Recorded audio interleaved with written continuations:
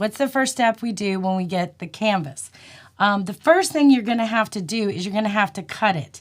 So you want to cut it, and I'm just going to show you with the golden color that I have, is you want to cut it 28 by 18 inches tall. So 18 inches tall by 28, and you need 2 pieces that are cut out that way. So 28 by 18.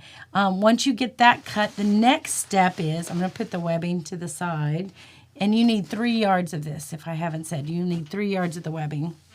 I bought more because I'm doing more. The other thing that you want to consider is using a strong thread. I suggest using a rayon or a poly thread. They're going to be stronger. It's going to hold your seams together better. Cotton thread, especially 2-ply cotton thread, will be really weak. So you may not want to use that. All right, so once I cut it 28 by 18 inches, and the reason I'm doing that is her bag was 27 by 14. You have to take into account the seam allowance. So the reason you're cutting these bigger than what she had is because the seam allowance you're going to need.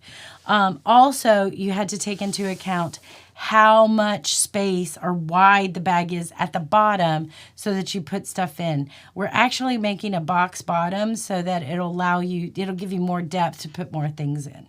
So cut your fabric, your duck cloth or canvas, 28 by 18, and then I'll show you the next step.